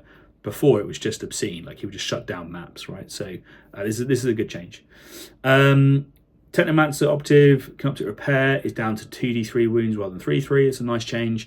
This just means that people are essentially just reducing how much elites can heal and come back, which is good, because they should have, like, you should be able to kill them, right? It's like kill team. They're trying to make it more killy. They're trying to make it some more engaging and interactive between players. Stuff just getting harder and harder to kill as time goes on doesn't really make much sense. So this is I don't think the Technomancer was the problem child. It was definitely the Psychomancer, but at least this has happened. And the Tesla Weave has been changed as well. So it's now gone down to once per turning point, rather than every single model getting it. So you get D3 plus 1 damage on the operative. So this is good. So if someone wants to charge you, you get D3 plus 1, but you only get it once. That's a nice change, because for a lot of teams that were going to try and charge you, if you had like models together, you could not double charge, because you're like, I will just die. Particularly if you're like a 7-wound melee team, then you have like no options, because you would just essentially just die on impact. So this is a nice change, because Tesla Weave was pretty oppressive against those. I think Hyrotech are still pretty strong. I know people were sort of saying that they think that their reanimation protocols was or is good, and it didn't need changing. I think it did, because like you've got to have a way around playing against it, right? And the guys are already hard to kill. They're a 3-up save, and you know they can teleport across the map to be in cover. They can be on conceal, all that sort of stuff. So you want to make it hard for them to just essentially stay alive. The fact that now they're going to be on 1 wound remaining means that you've got a chance to potentially kill them, at least. If not, they're going to be wounded. So more often than not, which is good. So I think these are good changes. I think Hyrotech were very, very, very strong. I think they're now slightly less strong, but still in a good place. But what do you guys think? Okay, next up we're talking Inquisitorial Agents, and they have also received quite a few nerfs. These are probably one of the strongest Horde teams that are out there, and so therefore they were in a good place. They were performing quite well, but they were also probably where most players were leaning to when they were trying to counter the elite meta. So firstly on that, they have changed the way that the kill team construction works. So your kill team, including any requisition operatives, cannot include more than one weapon with a piercing 2 weapon rule, and cannot include more than 3 weapons with a piercing X, excluding piercing crits weapon rule combined. So what this means realistically is you're probably going to have a heavy bolter on your servitor rather than like a multi-melter. You're taking the plasma pistol lady, so that's sort of like plasma pistol lady, a melter gun, and a plasma gun or something like that from if you're taking Kazakin. If you're running exaction squad, you can then still take your multi-melter, and you can still take your plasma pistol and not worry too much. So it really only affects Kazakin and I guess the Vet Guard, but that's kind of the way in which we'll see that come out. I think that's a fine change.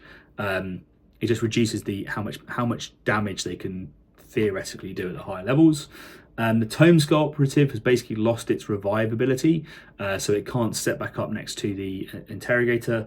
I think that's fine. It was essentially being used to deny things like contain or centerline or something like that, where you just throw it out just in case your opponent had the secondary, see if he died, and then go, okay, well, it's fine, he comes back, and if he died, he died. But now they've removed that, so that's fine. Probably a feel good kind of thing, because just killing stuff that doesn't die kind of feels bad, right? The Mystic Operative, so for those that don't know, the Scry ability meant that you could, in its restrictions, apply both buffs. So you could be like, I'm going to give an offensive buff to this guy and a defensive buff to this guy, or both to one person. They've removed your ability to do both. So you're essentially only ever going to use the offensive buff now, because there's no reason why you would use anything else. But just make you aware of. So you've got the offensive buff only for the Mystic. Technically you could use defensive, but no one's going to use that. The Quest Keeper, their hit stat has changed to 4 up on their Eviscerator. So it was a 3 up, 5, 6. Now it's gone to 4. This is kind of a difficult one, because that was one of their few big melee threats. And I don't think it was too reliable with 4 attacks from 3s as is. So 4 attacks on 4s is going to be pretty dicey. So I can see a lot of Quest Keepers dying as they go in. I know that's basically how reliable it was previously, but just for awareness, that's where I think it is. So yeah, okay. So the melee option for the team has gone down. It probably means that you get more play now out of a few of the other melee operatives against Horde teams. I already think you were probably going to take Deathworld Vet and the Enlightener. I think you take them a bit more now potentially against those teams where you don't need that big 5-6 damage. Servo Skull is now once per battle rather than once per turning point, which is fine. It probably means realistically that your plant beacons becomes a little bit harder to achieve. So just something to be aware of, that might make it harder for you to do. And the other final change is that the armored bodysuit no longer works for the Tome Skull, which kind of makes sense because he's just a floating skull. He doesn't have a bodysuit to wear, so that makes sense for those changes. Overall, I think that's going to be fine for this team. Like, I think it's going to shape slightly how they do their team construction when it comes to operatives, for the what ones you're taking, but that's the main change. And probably the auto pick of plant beacons is probably now not going to necessarily be auto pick. I still think you'll take it quite a lot because it's still good, and again, particularly against like elite teams, but you're just taking it slightly less. And Quest Keeper might now be substituted out a bit more for some of his other options in the team. So I think that's a fine set of changes. We knew they were going to get something, so those ones kind of make sense. I don't know if Penal Legionnaire will make a difference or not. So I guess we'll see. But yeah, Quest Keeper now I think might be seen a little bit less. Okay, next up we have Void Dancer Troop, and I think this is going to be one of the teams that is going to dominate the meta for the next few months, because I think they're really, really strong and they have all sorts of abilities to do really well in the upcoming meta. They have caught a nerf, which is the Shadow Seer operative.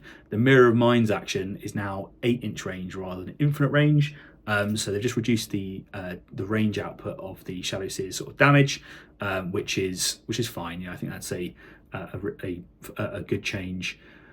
for them, but I don't think it's going to impact the main bit what the team does, which is really well. So that because they can climb for 1 inch, they can essentially be so far away, and their base movement is 7. That with the 2-inch bonuses for charge, they can just hit you from so far away, and it's really difficult to play against. So they can just from across the map charge you, pick up a kill, plant a beacon, or fall back to somewhere you won't expect them to go, or shoot someone else and get a double kill. The double kill potential in this team is huge against horde teams. They have plenty of ways with murderous entrance and various other ways to chip damage off people to do big damage to elite players as well, because they can do things like hit someone, fall back from you, shoot you, and that kind of stuff. So they just have loads of really cool tricks that I think is going to make them really, really powerful. So I think Void Dancers are one to watch. I think they're going to be at the top of the meta for a little bit, particularly when you see that those other teams have sort of come down a little bit in their power level. That being said, I still think matchups like Warp Covenant are going to be a bad matchup for them, but it is what it is, right? So what do you guys think? Do you think Void Dancers do you think I'm over-egging them a little bit, or do you think I'm going to be on point with what the prediction will be? All right, next we're looking Felgor Ravagers. Sorry if you hear Nelson in the background. He's getting all irritable because I've spent too long doing podcasts and not enough time scratching his head apparently. So here he is. Felgor Ravagers, they have also caught a small nerf. The Mantle of Darkness, which is essentially the super conceal, you now have to be visible to the shaman, not just within 3 inches. So a very small nerf. This team, I think, is going to be a problem going forwards, because I think they're one of the teams that really gets held back by those elites, particularly teams like a Legionary with double fight and that sort of stuff. I think there's going to be fewer Legionary players in the meta now, and therefore, as a result, I think you're going to see Felgor come out of the woodwork a little bit. That being said, I think that if they do meet the Legionary, they're still going to really struggle, because Khorne absolutely minces these guys, and I think that will be the play, and you'll see that quite a lot. If they see those Legionary guys, they're not going to enjoy it, but they are probably going to enjoy beating up elves. I think teams like Void Dancer Troop and that sort of stuff don't really like playing into these guys. Hand of the Archon is a slightly better play because they can sort of get through the crits, but for a lot of other teams, they don't necessarily like it. So one to look out for, my prediction is that Felgor are going to be on the way up, but not too much from a balance side of things just yet. I reckon they'll probably hit harder in the next balance Dataslate. Just a prediction. What do you guys think? Okay, Blades of Cain are next on the list. So a really strong performance at LVO from Chris Backey. I think he got, whatever it was, he was playing in the final, so he must have ended up at least top 4 or something. I don't know how exactly it worked. There were so many players on the bracketing, but I know he was definitely playing for first place at one point. And they have only caught one change in this update, which is the Dire Avenger Exarch and Dire Avenger Warrior Operatives defense tactics rule. The top 2 weapons have the balanced weapon rule. I believe it was accurate previously, so that now means that they're going to get more chances to roll dice to potentially proc the rending, which is which they want to do. So that's a straight up buff for them in a way, I guess. Particularly if you can then get on height and that sort of stuff, and you want to use accurate in other ways. That's kind of a cool little change. I think they're going to do pretty well. As I said, I'm in the mindset of this is going to kind of be like an elven meta for a little bit potentially, and I think these guys have loads of cool tricks to be able to do really well in that sort of meta. So I think these guys will do pretty well, and they're probably going to enjoy the fact that some of the big baddies that are out there have been toned down. So we've already seen a player do really well against some of the those good teams. So I think we can see a few more of these guys coming out and playing well soon. Alrighty, next up is Farstalker Kinband, and they've actually got quite a few changes, which I am very surprised by. So when I played against Farstalker, I thought they were actually pretty good. Like, in last edition, they weren't great, right? Like in my opinion, I think they had so many bad matchups in the last edition. I was talking to some guys at Worlds about this, who are far better players with Farstalker Kinband than me. And we sort of agreed that they had those just like bad matchups last edition, which they were really struggling with. But this edition, they seem to have far fewer bad matchups, and therefore they seem to be enjoying themselves quite a bit. So I'm surprised to see that these guys have received changes, if I'm totally honest, but they have. So there's a few things. So the first thing is just cutthroats now works both offensively and defensively. So you just add one to the attack stat of the faster cumulative melee weapons to a maximum of 5. So you're getting that both on offense and defense, which is quite nice. You're also going to change the prey ability. You gain balanced and severe. If you already have balanced, you gain ceaseless and severe instead. The reason why you're going to gain balance is because they've changed how the kill breaker rule works, because previously you had accurate. So the kill breaker now gets balanced on their weapons rather than accurate when they kill someone. Sorry, that's on the call to kill. And then the victory shriek is also going to hand out balance. So you're going to get more rerolls, but less accurate. And then if you have those rerolls, you can gain ceaseless, essentially, is the way I'm reading it. I almost feel that might be a bit of a nerf, because they could before get like accurate 2 and just like stack up stuff really quickly. But I'd be interested to know what the people who are a bit more savvy with Crute think. You know, like what's your opinion on this? But I think for me, this is like a side grade maybe, rather than a buff. The piercing shot and toxin shot, you can't use them together. I think that's fine. That's just a clarification on the ruling. You have to choose one or the other. Makes sense. And then the trophy has got some changes as well. So once per battle during a friendly fast cumulative activation, before or after it performs an action, if it is not within control range, obviously you can use this rule. So this just gives you a bit more flexibility on your trophy to be able to choose as and when to use it, which is quite nice. So this kind of feels to me like it's a bit of a clarification and a bit of a side grade in places more than a buff necessarily. But I'm surprised they were getting a buff at all, if that makes sense. I actually think this team's pretty good now. So I mean, not the best. I think they were struggling into some of the crazy elite teams that are out there, but I don't think they were necessarily a bad team, if that makes sense. So interesting to see those changes for Farstalker. Next up, Chaos Cult. So they've got a few changes. So they can now get 2. So with their mutation rule, they can now make 2 torments. I think it was previously only 1. So it means they can get to 2 torments a bit quicker than they could previously, which is going to help them get more of those big scary boys out on the table. Again, I hadn't seen too many Chaos Cult players out there, which kind of implies that maybe they're struggling. The other thing that's a really interesting change is they've changed the Fervent Onslaught ploy. So friendly Chaos Cult operatives weapons have the accurate 1 weapon rule, or the accurate 2 weapon rule if that friendly operative is a mutant or a torment operative. Now the reason why I think this is important is because a lot of the time you need 3 hits to effectively kill stuff in melee, right? So that's kind of what you're doing, and they hit on forward. So now, if you're going to have auto attain 2, then the likelihood of you getting that extra hit is way higher rather than rolling 2 hits necessarily. So that's going to increase their reliability of killing quite significantly, and the fact they can now get more torments is going to really help them out. So I think that's going to be quite a big impact for Chaos Cult. I think they can do a lot with that. So it'll be interesting to see, what happens with, like, if someone like Alexa picks this team back up and starts running with them again. Like, are we going to see a Chaos Cult resurgence, or is it's just not enough to be able to get them going in future? Interesting. I guess we'll have to wait and see on that one. Okay, the final team we're talking about is the Tempestus Aquilans. So they have just a couple of changes worthy of note. The first one is for the strategic ploys, drop and secure relevant to the first sentence of the first bullet point, change to read until the ready step of the next turning point when turning control of that objective marker. So I think that's just clarifying that if you go and jump in on an objective marker, you get to have it for an extra turning point, I believe. So yeah, so essentially you're going to have control of the objective marker a little bit longer, which is fine.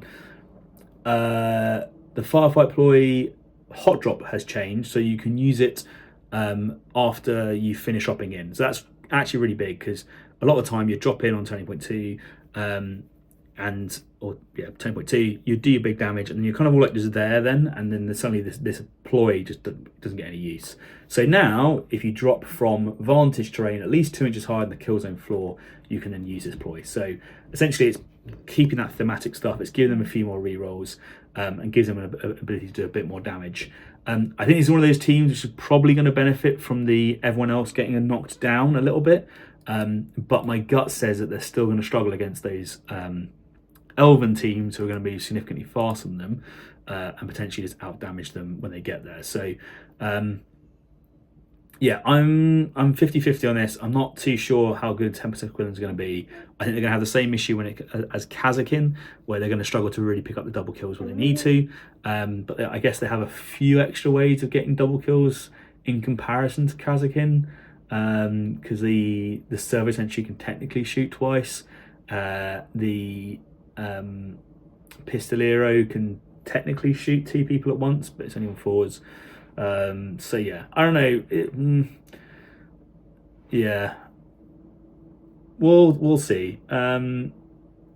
Yeah, I think maybe they're going to struggle a little bit still. I don't necessarily think they have quite enough to be too aggressive or to take over the meta too much.